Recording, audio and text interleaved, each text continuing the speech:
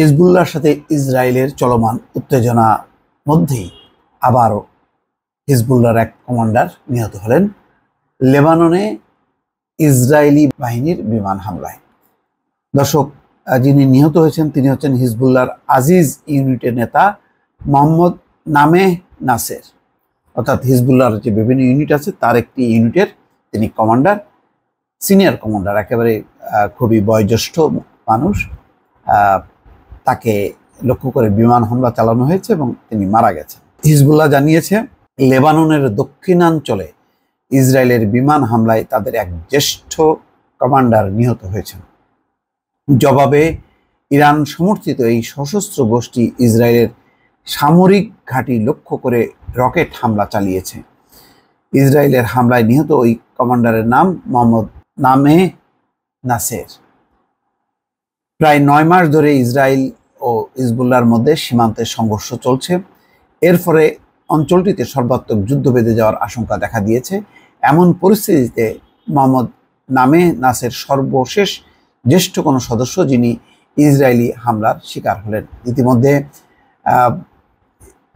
Israel এবং হিজবুল্লাহকে ঘিরে লেবাননে হামলা চালানো বা যুদ্ধ করার একটি চূড়ান্ত প্রস্তুতি, সেই প্রস্তুতির পেন্টাগনে পর্যন্ত পৌঁছেছে। ইসরায়েলের প্রধানমন্ত্রী গিয়েছিলেন মার্কিন যুক্তরাষ্ট্রে, সেখানে শীর্ষ নেতাদের সঙ্গে কথা বলেছেন এই পরিস্থিতি নিয়ে, অর্থাৎ তারা অনুমতি প্রার্থনা করেছেন। যদিও মার্কিন যুক্তরাষ্ট্র বলেছে যে হিজবুল্লাহ যাতে নিয়ন্ত্রিত হয়, কারণ ইসরায়েল যদি হামলা শুরু করে তাহলে তাদেরকে আর ঠেকানো সম্ভব না।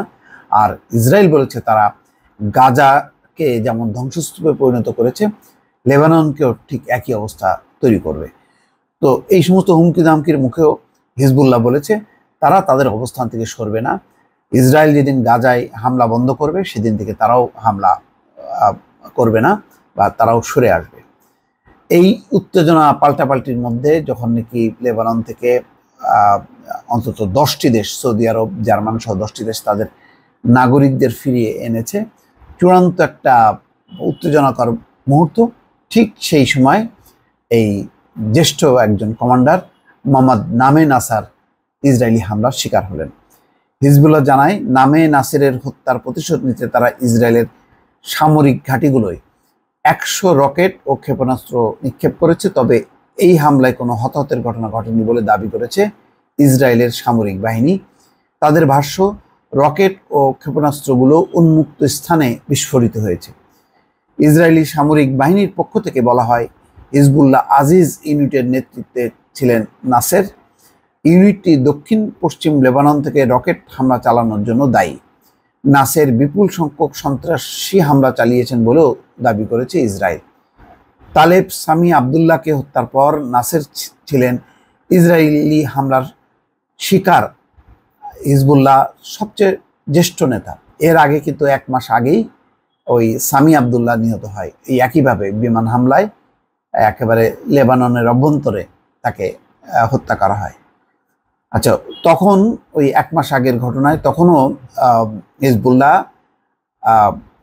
উত্তর ইসরায়েলে 200টির বেশি রকেট ও ক্ষেপণাস্ত্র নিক্ষেপ করেছিল।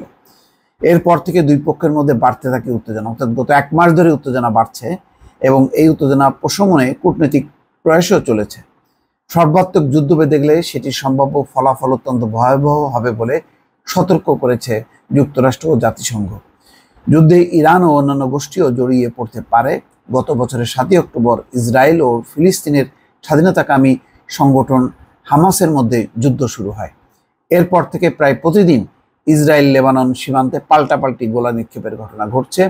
চলমান সংঘাতে এই পর্যন্ত লেবাননের 400 জনের বেশি নিহত হয়েছে, এদের বেশিরভাগই হিজবুল্লাহ যোদ্ধা। এছাড়া নিহত হয়েছে 25 ইসরায়েলি, এদেরও বেশিরভাগই ইসরায়েলি সেনার সদস্য। দর্শক, এই হচ্ছে পরিস্থিতি। তার মানে হচ্ছে মোটামুটি ধরে নেওয়া যায় যে কোনো মুহূর্তেই ইসরায়েল সর্বাত্মক যুদ্ধ শুরু করবে লেবাননের বিরুদ্ধে। ভালো থাকবেন, আল্লাহ হাফেজ।